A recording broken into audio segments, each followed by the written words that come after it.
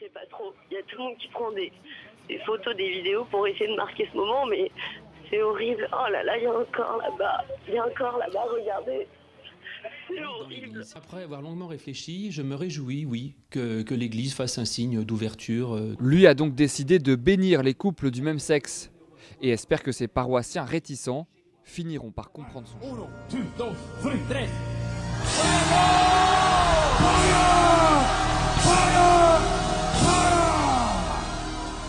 Les Mayas le savaient. La Bible, c'est la fin du monde, mes amis.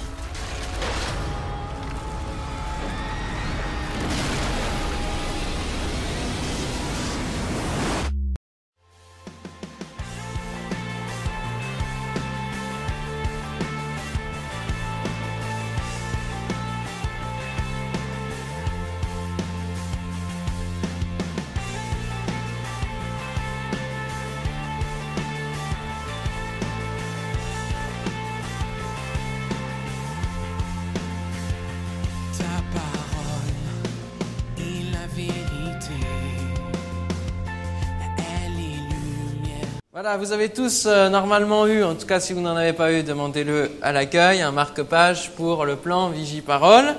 Je voulais les donner la dernière fois, mais le colis n'était pas arrivé. En fait, il s'est perdu. Je crois que celui qui l'a reçu, je ne sais pas, il a dû être béni, il a dû le garder. Donc on m'a renvoyé, on m'a réimprimé une commande. Et donc vous avez chacun un marque-page à mettre où vous voulez. Plutôt dans votre Bible, mais vous en faites ce que vous voulez. Nous continuons donc dans le plan Vigie-Parole et du 20 au 29 février, nous méditons ensemble le psaume 119. Il y a un frère qui m'a proposé gentiment, c'est un de tes neveux Patrick, hein, Ben, qui est un journaliste à France 24, qui m'a proposé de filmer donc, et de faire une même série comme j'avais fait pour la première épître de Jean en fin d'année dernière. Et donc là, sur le psaume 119 qui est l'hymne à la parole de Dieu. Et donc on va pouvoir le méditer ensemble. Donc inscrivez-vous alors allez sur le site internet de l'église et puis vous aurez des renseignements pour vous inscrire et recevoir chaque matin les vidéos pendant les 10 jours. Voilà, avant d'aller travailler, ce seront des vidéos de 10 à 15 minutes, pas plus, pour vraiment prendre un temps de méditation en début de journée avant d'aller travailler, de faire toutes nos occupations. Amen. Voilà, c'est l'année du plan Vigie-Parole. Et donc on continue ce matin, le deuxième épisode. Et j'ai donné pour titre à ce plan « Ouvrez les yeux ». Ouvrez les yeux.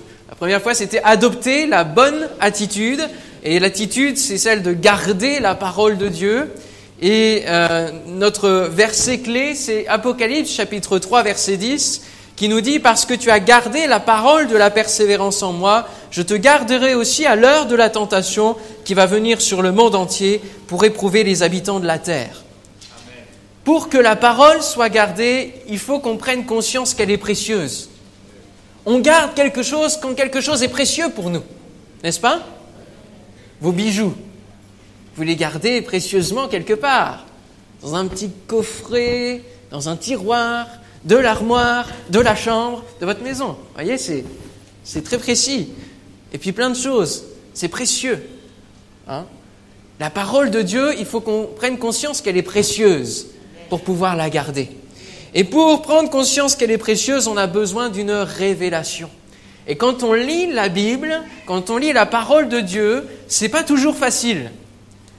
On se bute parfois avec des passages qui sont quand même assez raides, où on parle de guerre, il y a des généalogies, il y a différents styles dans la parole de Dieu, et c'est pas toujours facile de se mettre à la lecture de la Bible et de comprendre tout. Et on a besoin d'une révélation. Et ce matin, Patrick chantait et parlait, il sentait que le Seigneur brisait les murs d'incompréhension entre nous et de discorde. Mais Dieu veut aussi briser l'incompréhension entre lui et nous. Et au travers de sa parole, nous avons besoin d'une révélation. Alors on va faire un exercice, on va aller dans Ésaïe chapitre 29. Si vous voulez bien ouvrir avec moi, Ésaïe chapitre 29. Vous savez où se trouve Ésaïe, le livre d'Ésaïe? Ça va? Dans le Nouveau Testament, bien sûr. Non, c'est pas ça. Alors, Ésaïe chapitre 29. Est-ce que vous y êtes? Alors maintenant, je vais vous demander de fermer tous les yeux, de tenir la parole de Dieu dans votre main, de fermer vos yeux. Et pendant que vous avez les yeux fermés, vous lisez.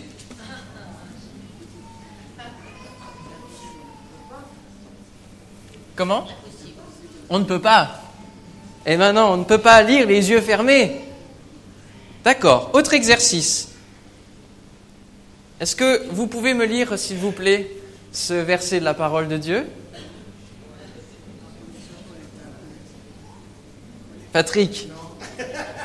C'est pas possible. Non.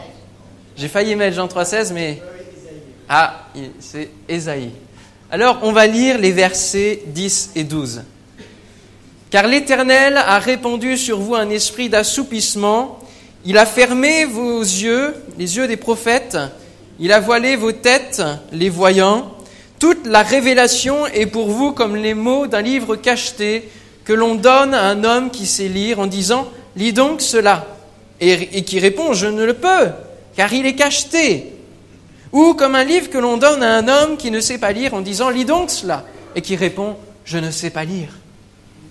Amen. De la même manière, la parole de Dieu pour nous est voilée. Quand l'homme a voulu être assez curieux pour avoir la révélation sur la connaissance du bien et du mal dans le jardin d'Éden, son péché a fait basculer un voile d'aveuglement sur les choses divines.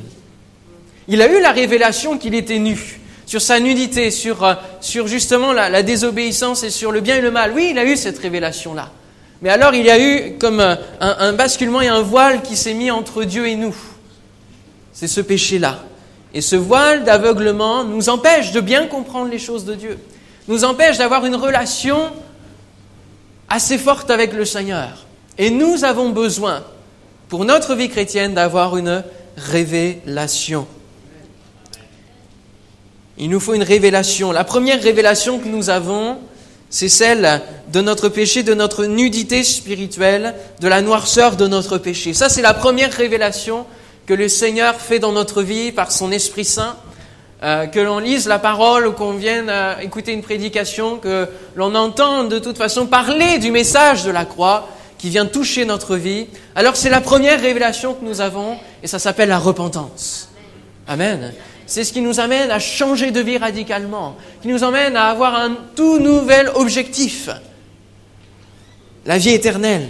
Dieu le fait par son Esprit Saint dans notre cœur. Alors, j'ai été voir dans le dictionnaire Larousse qui nous dit ce qu'est le mot révélation. Et l'une des définitions du mot révélation, c'est l'acte par lequel Dieu fait connaître aux hommes son dessein de salut et se fait connaître à eux. Le donné révélé, dont l'Église a le dépôt maintenant, et qu'elle a la charge de conserver et de transmettre. Alléluia. Nous devons transmettre cette bonne parole du salut, ce message de la croix qui a changé notre vie. Amen. Est-ce que vous le transmettez au quotidien? Dans votre quotidien, est-ce que vous témoignez du salut de Jésus-Christ dans votre vie et qu'il peut le faire pour d'autres? Ça, c'est la première révélation. La seconde révélation, c'est celle de la parole de Dieu. On peut lire la Bible, mais ne pas comprendre. Et beaucoup abandonnent la lecture de la Bible. Il y a de nombreuses Bibles dans les foyers de notre pays de France. Des vieilles Bibles, et bien poussiéreuses, qui restent à dormir, qui ne sont jamais ouvertes.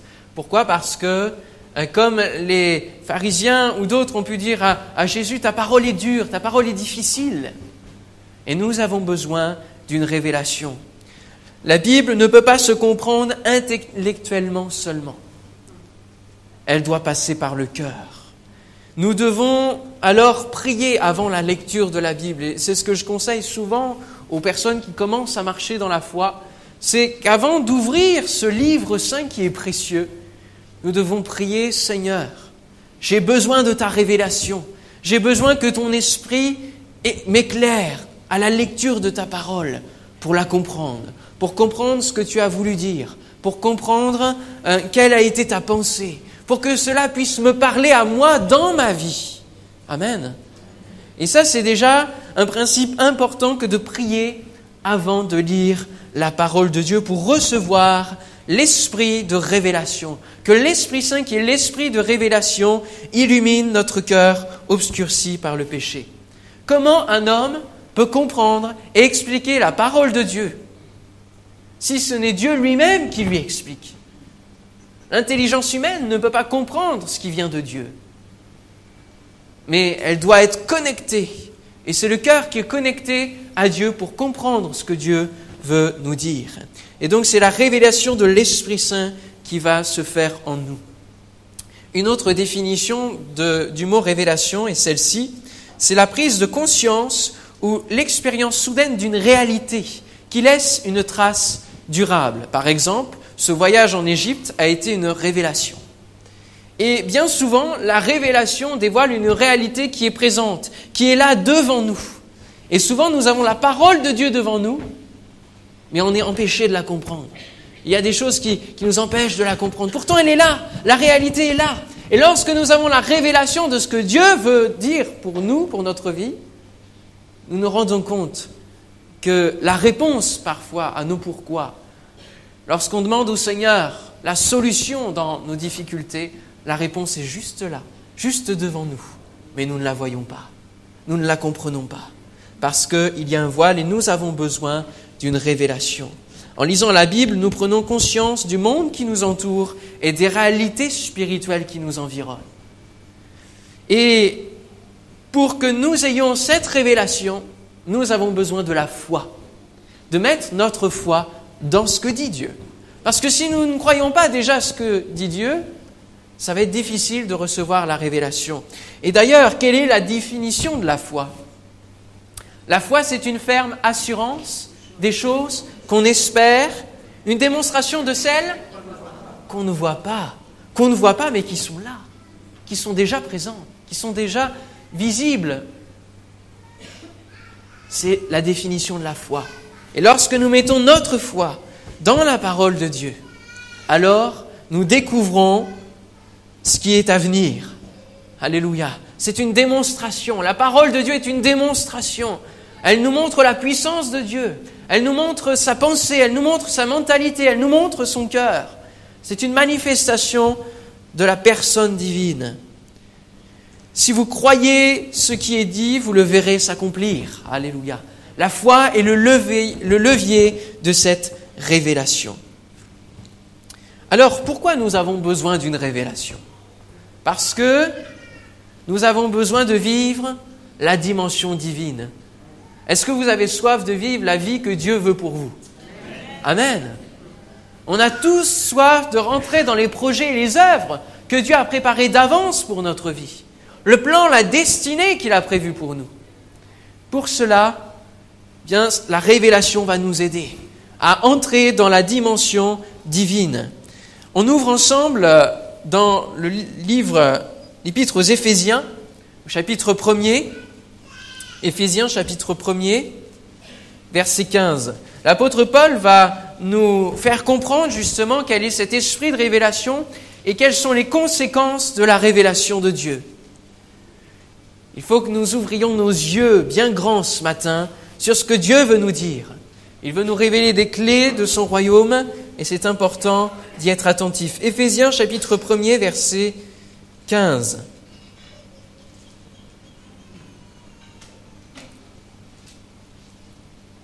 Lui-même, Paul, a eu besoin d'une révélation.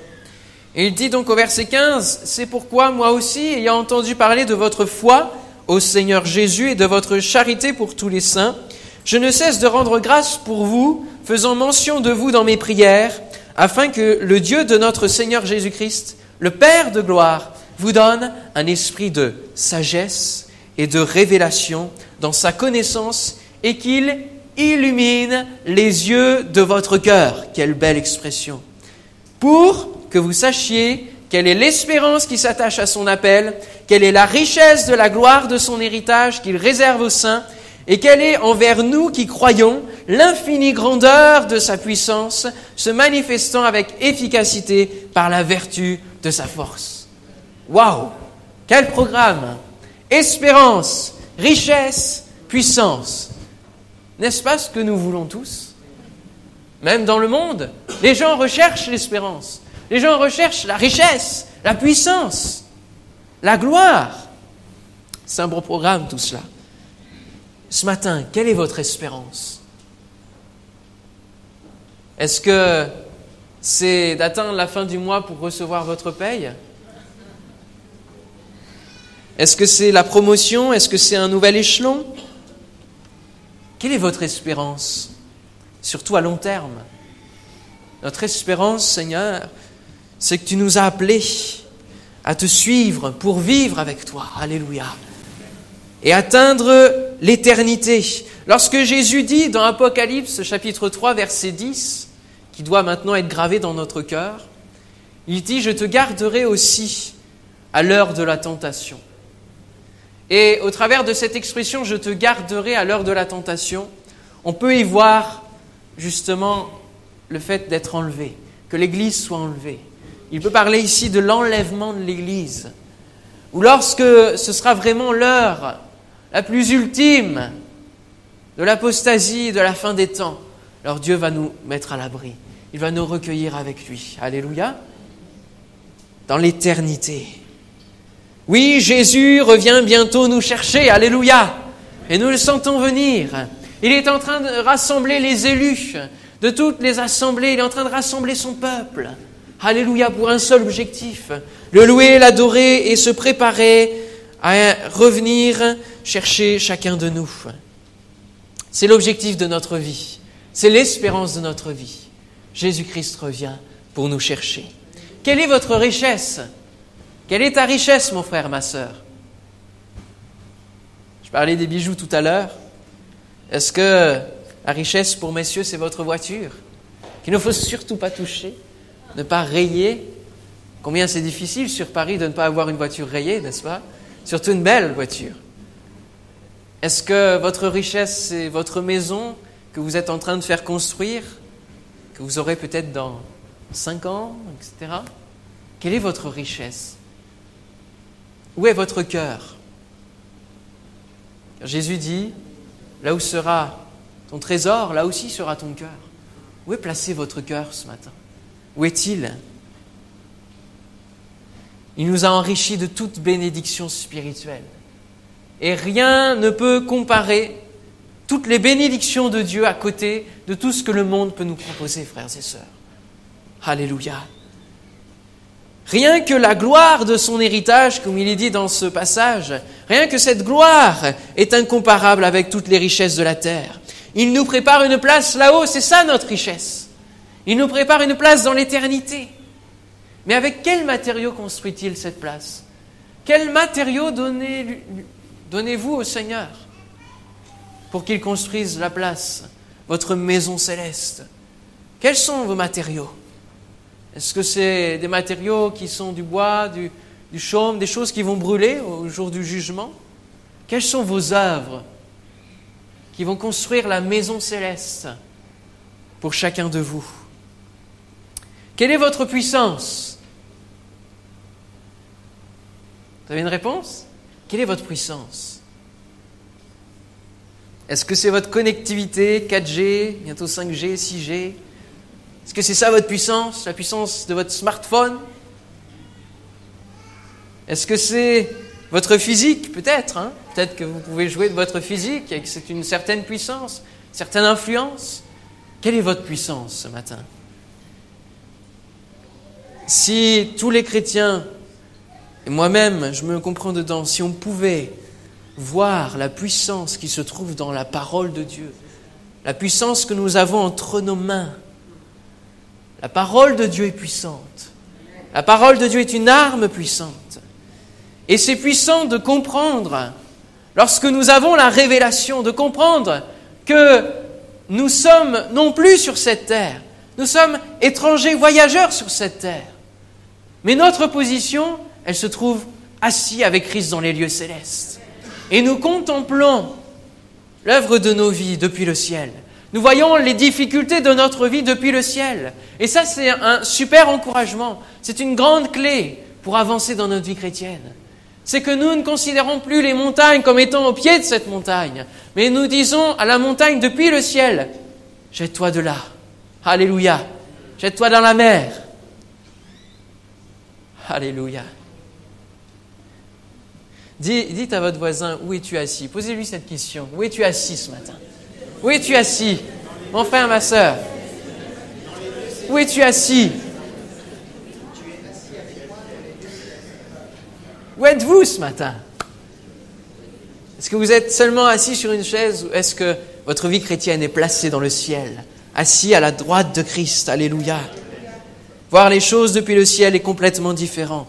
La révélation de sa parole rend concrète notre relation avec Dieu. Il nous révèle son royaume. Il révèle le royaume de Dieu à ceux qui le cherchent. Il nous donne de connaître et d'entrer dans la volonté divine. La révélation nous permet de croître spirituellement. Comme à l'école, il y a parfois des déclics qui se font dans les apprentissages, parfois des révélations. Et ça se fait avec la progression, avec le temps. Et il y a des choses que nous comprenons dans notre vie chrétienne et qui remettent en cause parfois ce que nous comprenions au tout début de notre vie chrétienne, n'est-ce pas? Il y a une vie de prière qui doit s'améliorer au fur et à mesure. Nous comprenons que, selon le modèle du Notre Père, nous prions, nous nous adressons au Père et nous venons au nom de Jésus-Christ et nous prions par l'inspiration du Saint-Esprit. Ça peut prendre des fois du temps à comprendre, n'est-ce pas? Il y a des déclics qui se font au fur et à mesure de notre vie chrétienne. Mais ces déclics vont se faire si nous prenons le temps de nous plonger dans la parole de Dieu et de demander la révélation au Seigneur. La révélation nous donne soif de la parole de Dieu. Et oui, une parole hermétique, difficile à comprendre, ne nous donne pas soif d'en savoir plus. Mais lorsque nous recevons la révélation divine, alors nous avons soif de fouiller encore, d'aller en profondeur et d'étudier et d'aller encore plus. Alléluia. Est-ce que vous avez soif de la parole de Dieu chaque jour, hein, lorsque vous venez au culte, lorsque vous venez aux réunions? Est-ce que vous avez soif de la parole de Dieu? Est-ce que vous avez hâte d'avoir votre rendez-vous quotidien avec le Seigneur? La révélation garde le peuple en éveil vers l'objectif final. Nous sommes connectés dans la vision de Dieu pour une bonne compréhension de sa parole. Alléluia. Parce que c'est ce que nous verrons quand il n'y a pas de révélation, lorsqu'il n'y a pas de vision, le peuple s'éteint, le peuple meurt. Et parfois, c'est une réalité dans nos vies personnelles. C'est lorsque nous n'avons pas de vision, nous nous éteignons. Lorsque nous n'avons plus soif de la parole de Dieu, nous nous éteignons. Et nous revenons au mode de vie de la société que nous connaissions avant. Et nous marchons non plus selon les principes divins, selon les clés du royaume. Mais nous marchons de nouveau dans l'influence du monde. Et nous reprenons les réflexes du monde qui nous emmènent à marcher dans la défaite, à marcher dans la difficulté. Alors qu'avec le Seigneur, nous pouvons vaincre. Alléluia. Il a eu la victoire pour que nous puissions avoir la victoire dans nos difficultés, dans notre vie en général. Ça ne veut pas dire qu'il nous épargne de toute difficulté, mais il nous donne de les traverser. Alléluia. Alors, il y a une importance à distinguer la révélation générale, qui est la parole de Dieu, qui nous a été révélée à tous, communément, et qui s'applique à chacun de nous. Ça, c'est la révélation générale. Et puis, il y a une révélation spécifique, qui nous concerne personnellement. Et Dieu veut se révéler à chacun de nous de différentes manières, comme le dira Job. Dieu parle tantôt d'une manière, tantôt d'une autre. Il peut parler au travers d'un don spirituel, il peut parler au travers d'une vision, il peut parler au travers d'un frère ou d'une sœur. Et ça, c'est la révélation spécifique parce qu'il nous parle à nous, pour notre vie à nous, pour des choses qui nous concernent nous. C'est bien souvent, la révélation spécifique nous vient bien souvent pour nous réveiller, pour nous apporter un réveil spirituel personnel. Attention alors aux dérives, parce que c'est dans la révélation spécifique qu'il y a des dérives. Dieu m'a dit. Tu sais mon frère, oh combien Dieu m'a dit. Et j'ai vu. Attention. Je ne dis pas que tout est à jeter. Mais attention aux personnes qui disent trop souvent « Dieu m'a dit ». Parce que Dieu se révèle avec sagesse. C'est un esprit de révélation, mais un esprit de sagesse. Et pour savoir si une révélation spécifique est bonne, qu'est-ce qu'on doit faire? Qu'est-ce qu'on doit avoir comme réflexe? On doit la mettre en comparaison avec la révélation générale, la parole de Dieu. Nous devons nous dire, est-ce que c'est conforme à ce que dit la parole dans son ensemble, au principe divin dans son ensemble? Ou est-ce que ça remet en question les choses? Alors là, danger. Là, activation du plan Vigie-Parole. Attention. Attention à ceux qui jugent par révélation sans s'impliquer eux-mêmes. Il y a souvent aussi des personnes qui disent « Dieu m'a révélé cela et vous devez vous repentir, vous devez faire ceci, vous devez changer, vous devez... » Et toi alors? Et toi, tu fais quoi dans l'histoire? La révélation, lorsque Dieu nous révèle des choses, elle doit s'appliquer d'abord à nous-mêmes. Nous avons des exemples d'hommes qui ont vécu à la dimension divine et qui ont eu des révélations de différentes manifestations de révélation. Prenons Moïse, c'est la révélation du buisson ardent. Samuel, c'est la révélation de la voix du Père. Paul, la révélation de Jésus persécuté. Martin Luther, la révélation pour un réveil. Et nous, quelle révélation avons-nous pour notre propre vie, mais aussi pour notre génération, pour notre Église? Quelle est la vision? Quelle est la révélation que Dieu nous donne? Quand il n'y a pas de révélation, le peuple est sans frein, heureux s'il observe la loi. Nous devons vivre la dimension divine sur terre comme au ciel. Amen? Sur terre comme au ciel. Quelle est la révélation pour le peuple de Dieu, pour l'Église d'aujourd'hui? Ce proverbe 29, 18 nous dit, et se termine par « Heureux s'il observe la loi ». On revient toujours à ce principe de garder la parole de Dieu. Quelle est la dernière parole que Jésus nous a laissée? Ce qui fait notre vision à tous pour l'Église. C'est quoi la dernière parole?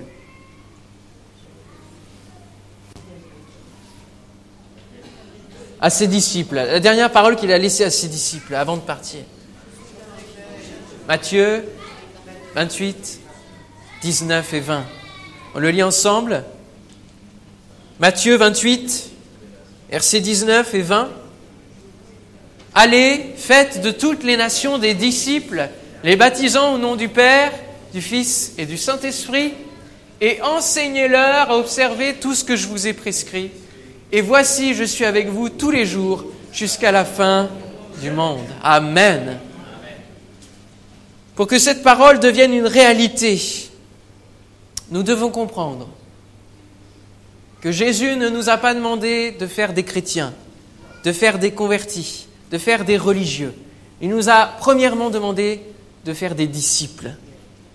Et que la mission de l'Église ne s'arrête pas à aller jusqu'à baptiser les gens, mais qu'elle va beaucoup plus loin, c'est-à-dire les enseigner à observer tout ce que Jésus a prescrit. Et cela va plus loin que les prédications du dimanche.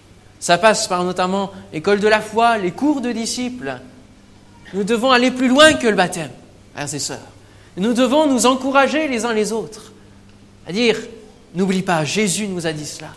N'oublie pas, mon frère, une parole d'encouragement pour toi. Jésus nous a dit cela. Et j'aime beaucoup le principe, et c'est en train de se développer, je l'envoie aussi à tout le groupe de jeunesse, de passelemot.fr. C'est une action du Top Chrétien, qui envoie un verset chaque jour, un verset et juste une phrase, une pensée.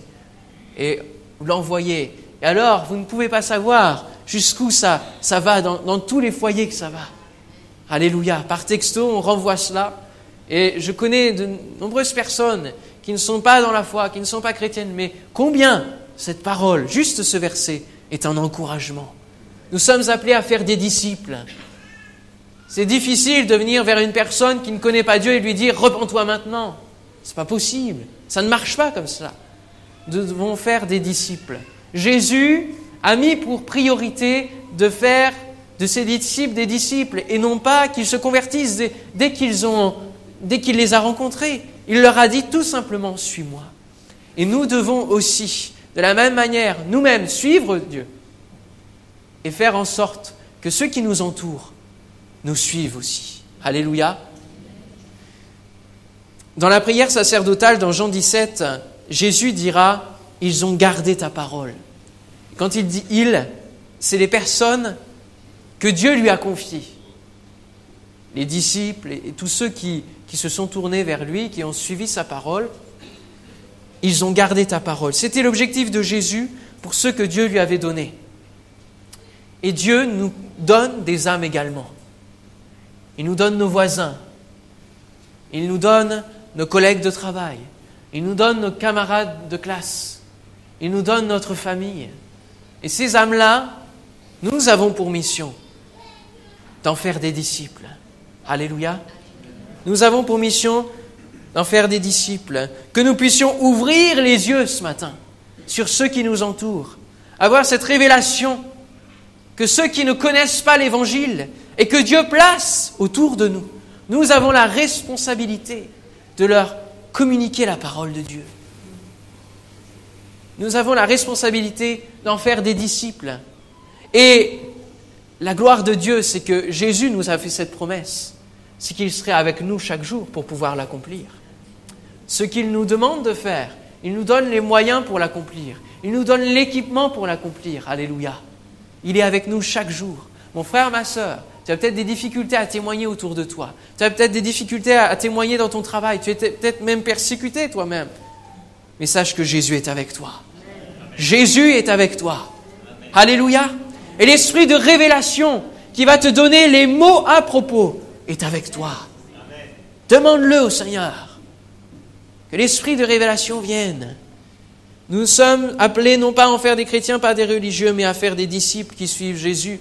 Nous sommes appelés premièrement à les aimer, de l'amour de Dieu, afin qu'ils deviennent des disciples. Souvent, on veut accomplir cette parole-là en mettant de côté le premier et le plus grand des commandements, à savoir, aimez-vous les uns les autres, tu aimeras ton prochain comme toi-même.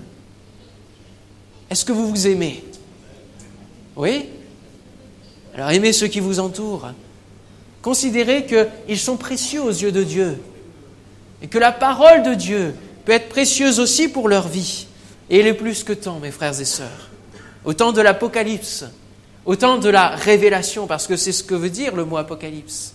Au temps de cette révélation, il est plus que temps que nous ayons vraiment notre cœur pour les autres, que nous les aimions tout simplement. Peut-être que ça va commencer comme ça, simplement à les aimer, à leur montrer notre amour pour eux. Pas forcément à parler, mais à les aimer tout simplement. Ces clés du royaume sont précieuses pour vivre en chrétien chaque jour. Amen. En conclusion, je lirai les 3 premiers versets de l'Apocalypse. Apocalypse chapitre 1er, versets 1 à 3. Heureux celui qui lit, donc celui qui ouvre ses yeux pour lire, et ceux qui entendent les paroles, qui ouvrent leurs oreilles, les paroles de la prophétie, et qui gardent les choses qui sont écrites. Alléluia. Car le temps est proche. Le temps est proche, frères et sœurs.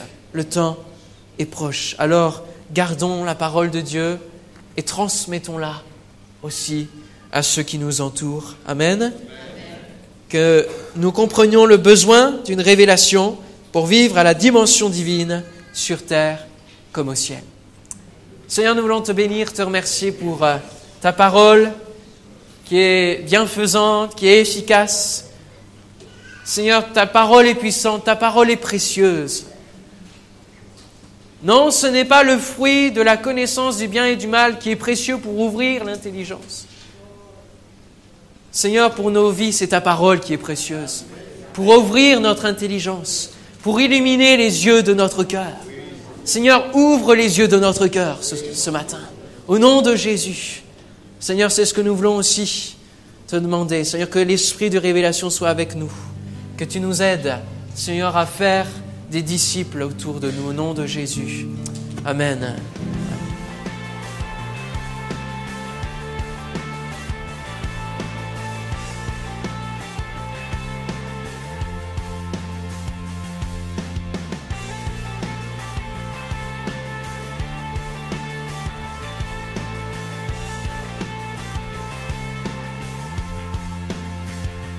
Ta parole est la vérité.